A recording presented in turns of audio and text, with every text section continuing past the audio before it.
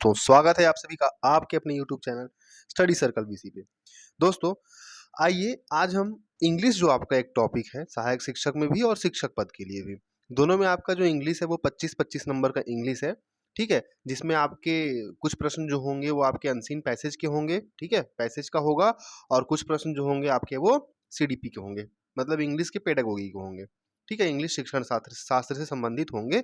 मैं आपको कुछ ऐसे वीडियोस प्रोवाइड कराऊंगा जिसमें वो उनके कुछ आपको बेसिक कॉन्सेप्ट दे दूंगा। सिंपल सिंपल कोड मिक्सिंग क्या है, कोड स्विचिंग क्या है, लैंग्वेज एक्विजिशन क्या है, लैंग्वेज लर्निंग क्या है। इससे आप बहुत सारे क्वेश्चंस को सीडीपी खास करके आप क्रैक कर सकते हैं। ठीक है, उसके बाद अगर हम बात करें इंग्लिश के पैसेज की, तो पैसेज दोस्तों ऐसा है कि पैसेज जितना अच्छा आपका पैसेज मतलब इंग्लिश लैंग्वेज पे कमांड होगा उतना अच्छा आपका पैसेज भी बनेगा।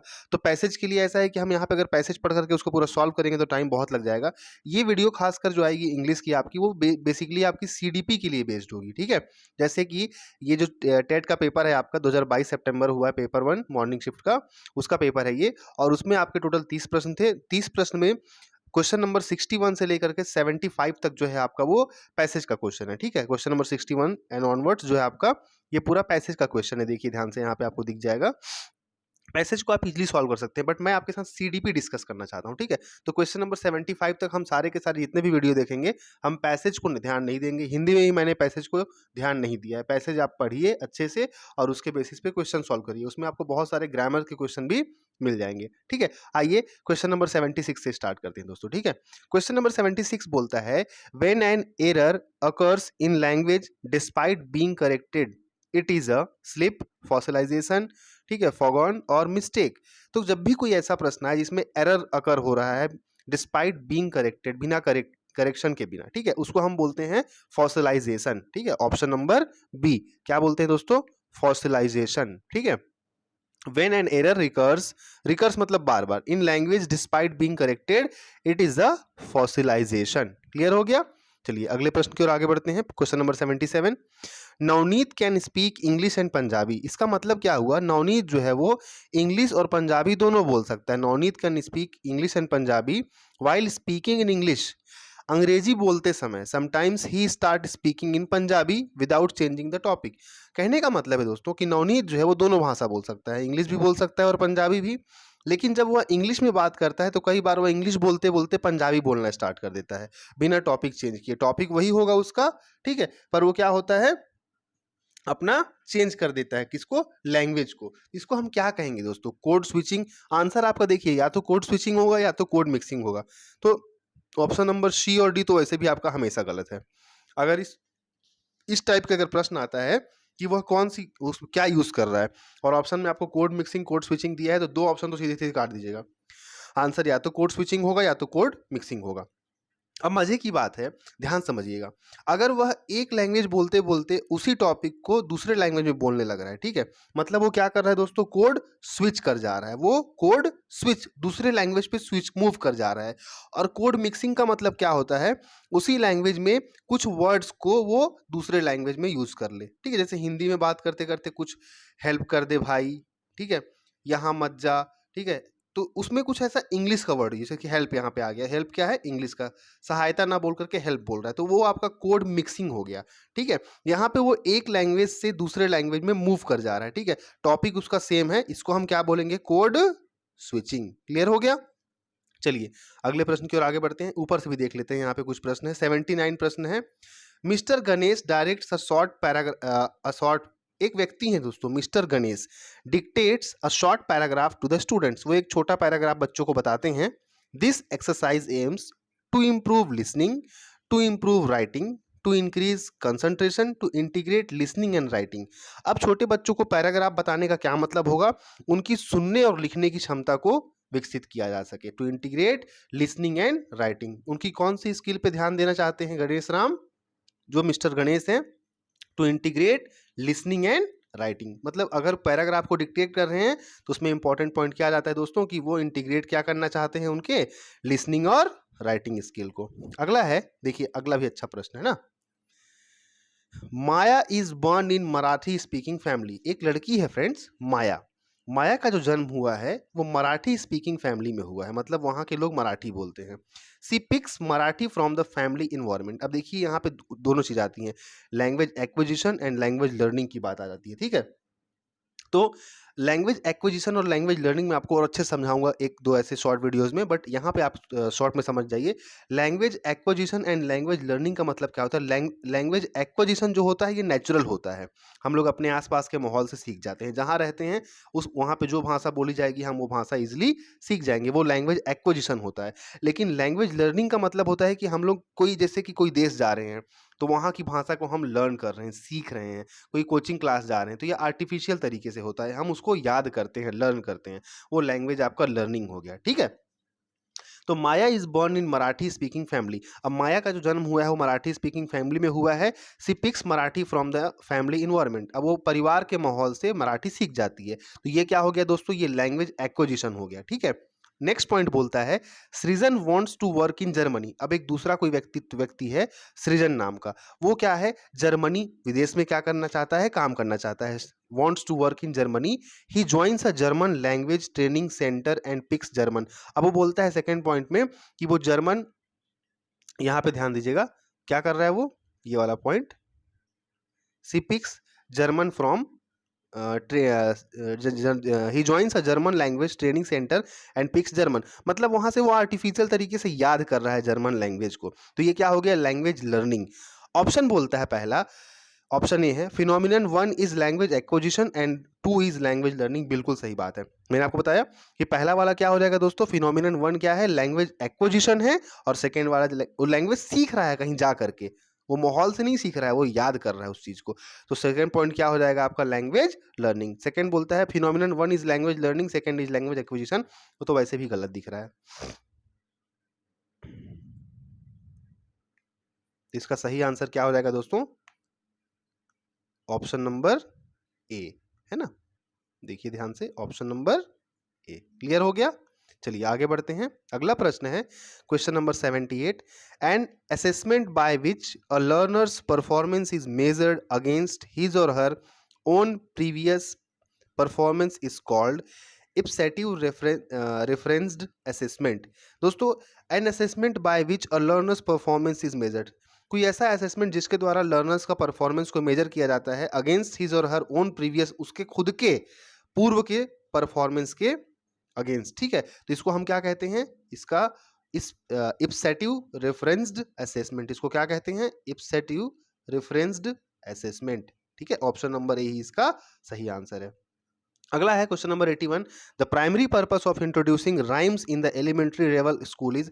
देखिए छोटे बच्चों को हम गाना गाकर राइमिंग में, ठीक है, एक छोटा हाथी झूम के चला, इस तरह से जितनी भी गाने आती हैं, जैसे कि छोटे छोटे बच्चों में ये 6 साल की छोकरी भरकर लाई टोकरी, टोकरी में आम है नहीं बताती दाम है, तो ये बच्चों को हम राइम सिखा रहे हैं, ठीक है।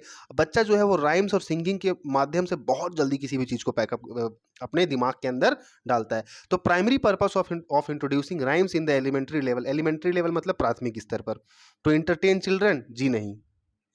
To understand the meaning of new words, छोटा बच्चा है काहे की मीनिंग समझेगा। थर्ड है to make the free use of language via reception and production to teach students music के लिए नहीं, यही सही है ऑप्शन दोस्तों, option to make the free use of language, बच्चों को बिल्कुल फ्री छोड़ दिए, आपको जैसे गाना है सिंग करिए, जैसे आपको मस्त लगना है मस्त रहिए, है ना। तो इस प्रकार से इस प्रश्न का सही उत्तर क्या हो गया, ऑप्शन नंबर बी, ठीक है। क्या बोलता है, to make the free use of language via reception and production, ठीक है। चलिए आगे बढ़ते हैं। अगला प्रश्न है दोस्तों, क्वेश्चन नंबर 82 की अगर हम बात करें, Angela loves reading short stories. Angela एक लड़की का नाम है, इस प्रश्न की अगर हम बात करें, एंजेला एक लड़की है, उसको क्या पसंद है, she loves reading short stories, उसको शॉर्ट स्टोरी पढ़ना पसंद है, ठीक है। And fictions, she finish reading Harry Potter, अब हैरी पॉटर उसने पढ़ा है।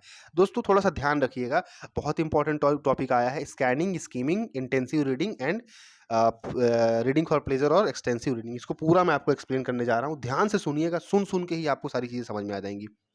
एक लड़की है, उसको शॉर्ट स्टोरीज और फिक्शंस पढ़ना पसंद है, उसने हैरी पॉटर का जो बुक है उसको हाल ही में खत्म किया है, बिफोर यस्टरडे।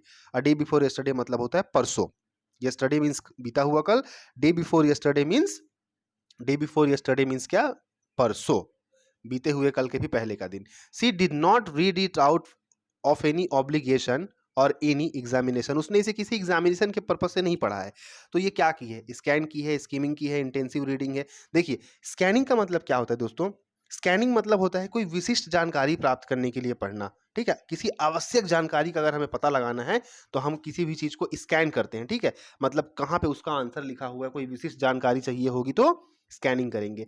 अगर स्कीमिंग की बात करूंगा, ऑप्शन नंबर बी जो है, स्कीमिंग में गहराई से पढ़े बिना तुलनात्मक रूप से तेज गति से पढ़ते हैं ताकि यह पता चल सके कि काम क्या है, ठीक है। त्वरित नजर में ये टाइम सेविंग होता है। तो यहाँ पे ना तो वो स्कैनिंग कर रही है ना स्कीमिंग कर रही है। ऑप्शन नंबर सी और डी में ही आंसर है। अब इंटेंसिव रीडिंग, इंटेंसिव रीडिंग का अध्ययन, इंटेंसिव रीडिंग का मतलब होता है दोस्तों गहन अध्ययन, ठीक है, गहन अध्ययन। अब ये बताइए कोई कहानी की किताब को गहन अध्ययन करेगा? हैरी पॉटर कहानी की किताब है, मूवी बनी है हैरी पॉटर पे, ठीक है। तो वो हैरी पॉटर की मूवी पे गहन अध्ययन करने के लिए पढ़ेगी? गहन अध्ययन मतलब एक एक लाइन। इंटेंसिव रीडिंग का मतलब ध्यान रखिएगा, इंटेंसिव रीडिंग में क्या होता है, फैक्ट्स को अंडरलाइन करना, हाईलाइट करना कलर से, है ना, अंडरलाइन कर करके फिर उसको समझना, एकदम गहन अध्ययन करना। तो यहाँ पे तो वो मजे लेने के लिए पढ़ रही है, उसको खुशी हो रही है ना, एग्जामिनेशन पर्पस से तो पढ़ नहीं रही है। तो ना तो स्कैनिंग हो रहा है, ना तो स्कीमिंग हो रहा है, ना तो इंटेंसिव रीडिंग होता है। यहाँ पे हो रहा है दोस्तों वो अपने प्लेजर, मतलब होता है खुशी, और एक्सटेंसिव रीडिंग, यहाँ पे वो क्या कर रही है, अपनी खुशी के लिए पढ़ रही है। एक्सटेंसिव रीडिंग प्लेजर के लिए पढ़ रही है ना। तो ये पूरा का पूरा मैंने यहाँ पे आपको एक्सप्लेन कर दिया है, स्कैनिंग, स्कीमिंग, इंटेंसिव रीडिंग और आपका एक्सटेंसिव रीडिंग। इसका एक वीडियो भी बना दूंगा शॉर्ट आपके लोग के लिए में। नेक्स्ट क्वेश्चन है दोस्तों, क्वेश्चन नंबर 85। मिस माला, ठीक है, asked the class some questions regarding the games sports they were interested in। एक माला है, मिस माला टीचर है, वो अपने बच्चों से पूछती हैं कुछ question regarding the games sports they were interested in. बच्चों को जो गेम पसंद था उनके बारे में, ठीक है, कि किसको क्या पसंद है। How often they took part in any competitions, then she read out a passage about Mary Kom. अब वो स्पोर्ट्स के बारे में बात की और उसके बाद उन्होंने क्लास में एक पैसेज पढ़ा मैरी कॉम के बारे में। The former action here is, तो जो पैसेज पढ़ने के पहले का जो उनका एक्शन था वो क्या डिनोट करता है, वो क्यों ऐसा किया आखिर। Introduction to the new text, जी नहीं। Pre listening activity, while listening activity, listening comprehension, listening comprehension भी नहीं होगा। इसको बोलते हैं दोस्तों, पहले वो क्या की, वो प्री लिसनिंग एक्टिविटी की, है ना, वो क्या की, वो क्या की, प्री लिसनिंग एक्टिविटी। क्लियर हुआ क्यों ऐसा बोला मैंने, pre listening activity. Pre listening activity क्यों बोला मैंने दोस्तों, क्योंकि वहां पे क्या हो रहा था आपका, जैसे ये समझिएगा इस पॉइंट को, जैसे उन्होंने क्लास स्टार्ट करने से पहले वो आने के साथ डायरेक्ट मैरी कॉम के चैप्टर को नहीं पढ़ाई। उससे पहले वो बच्चों से पूछी कि बच्चों को कौन कौन सा गेम पसंद है, वो किसमें किसमें इंटरेस्टेड है। क्यों, क्योंकि आज मैडम को मैरी कॉम का चैप्टर पढ़ाना था, ठीक है। तो इन्होंने जो काम किया वो क्या था, आपका प्री लिसनिंग एक्टिविटी। क्लियर हो गया, आगे बढ़ते हैं दोस्तों। क्वेश्चन नंबर 83 की अगर मैं बात करूं, why is remedial teaching required. अब देखिए रेमेडियल टीचिंग से भी आपको एक क्वेश्चन मिलेगा। तो आपका जो भी पेपर है 25 मार्क्स का, 25 मार्क्स में अगर हम 8 नंबर का पैसेज, 7 नंबर का पोयम भी माने तो 8 और 7 15, 10 नंबर का आपका जो बचता है दोस्तों क्लियर कट, 10 नंबर का आपका सीडीपी होगा इंग्लिश का, जो कि बहुत इंपॉर्टेंट रोल प्ले करेगा आपके एग्जाम के लिए, ठीक है। तो Why is remedial teaching required in the domain of ELT? ELT मतलब क्या, इंग्लिश लैंग्वेज टीचिंग। क्यों हम लोग को जरूरत है रेमेडियल टीचिंग का इंग्लिश लैंग्वेज के लिए? It is an inclusive approach, सही बात है। Every learner has a varied pace of learning, ये भी सही बात है, अलग अलग उनकी पेस होती है, स्पीड होती है। Little bit of scaffolding help the slow learners to come in the main stream. Main stream में आने के लिए स्कैप होल्डिंग मतलब सहायता करना, बड़ों के द्वारा थोड़ी सी सहायता कर देना। तो स्कैप होल्डिंग भी सहायता करता है, इसका मतलब ऑप्शन नंबर ए भी सही है, बी भी सही है, सी भी सही है, D all of the above. Next question है दोस्तों, in the beginning of an academic session the English language teacher conducts a test to know student strength and weakness. एक इंग्लिश लैंग्वेज का जो टीचर है वो अपना क्लास सेशन स्टार्ट करने के पहले एक टेस्ट करता है। क्या करता है, स्टूडेंट की स्ट्रेंथ और उनकी वीकनेस को जानने के लिए। By what they know and what they don't know, मतलब वो क्या जानते हैं और क्या नहीं जानते हैं, वो ऐसा क्या कर रहा है। This is an example of proficiency test, achievement test, placement test and diagnostic test. दोस्तों वो डायग्नोस्टिक टेस्ट कर रहा है कि प्रोफिशिएंसी टेस्ट कर रहा है कि अचीवमेंट टेस्ट, वो क्या कर रहा है, वो डायग्नोज कर रहा है, ठीक है, पता लगा रहा है ना, डायग्नोज कर रहा है वो। तो इसका आंसर क्या हो जाएगा, डायग्नोस्टिक टेस्ट। अगला क्वेश्चन है दोस्तों, question number 84, which of the following is not a multimedia material. Multimedia material मतलब, ठीक है, जिससे हम लोग विजुअल, जैसे कि मोबाइल हो गया आपका, इस तरह से कौन सा नहीं है? इंग्लिश लैंग्वेज लैब है आपका दोस्तों, पीपीटी प्रेजेंटेशन है, projection of YouTube video clip, YouTube से कोई भी वीडियो क्लिप को पढ़ाना, ये भी आपका मल्टीमीडिया के अंतर्गत ही आएगा।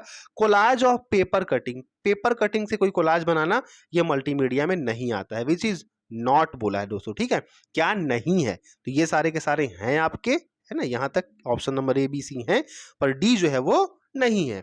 अगले क्वेश्चन की अगर मैं बात करूं, question number 87, the techniques, practices and behavior that operate in the production, practice and feedback phases of teaching are part of, they are part of procedure, ठीक है।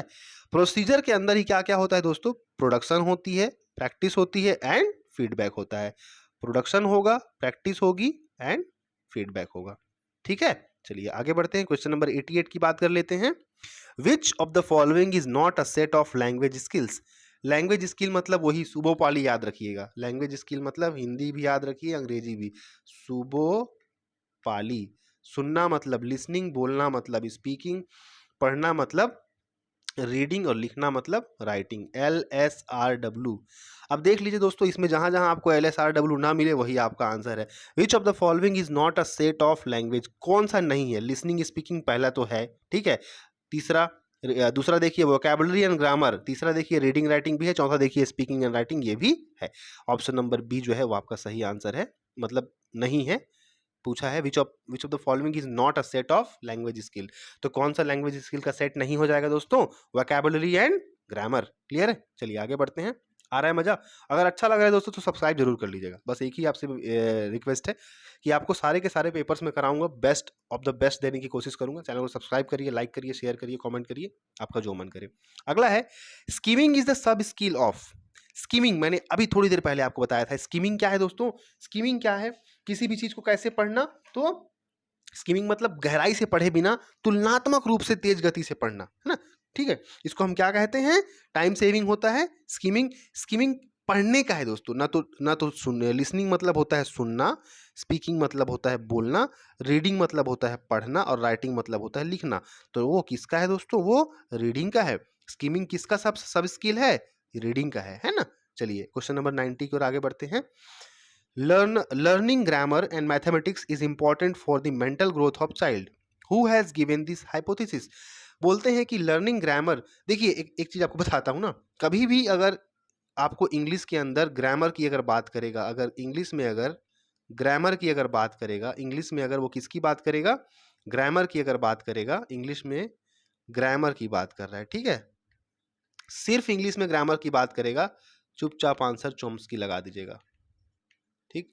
पर सिर्फ इंग्लिश ग्रामर की जब बात करेगा तो चॉम्स्की लगा दीजिएगा। पर यहाँ पे बोल रहा है दोस्तों, लर्निंग ग्रामर एंड मैथमेटिक्स, साथ में मैथमेटिक्स भी है, is important for the mental growth of a child.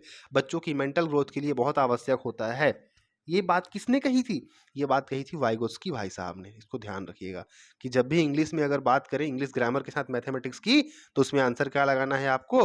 Vygotsky. जबकि अगर सिर्फ इंग्लिश ग्रामर की बात करेगा तो सिर्फ इंग्लिश ग्रामर की अगर बात करेंगे, सिर्फ इंग्लिश ग्रामर की अगर बात करेंगे तो आंसर क्या हो जाएगा आपका? चॉम्स्की। और यहाँ पे दोस्तों ये पूरा फिनिश होता है आपका 90 क्वेश्चन तक। इसके बाद मैथ्स का पार्ट है। आई होप आपको वीडियो पसंद आया होगा। ये वीडियो भी आपको प्लेलिस्ट पे जो है, अभी इसकी भी अलग से प्लेलिस्ट बन जाएगी इंग्लिश CDP करके, वहाँ पे आप जा सकते हैं, और जाने के बाद आप सारी की सारी वीडियोस को धीरे धीरे आप देख पाएंगे। मिलेंगे इसी तरह के बहुत जल्द अगले वीडियो में। तब तक के लिए धन्यवाद।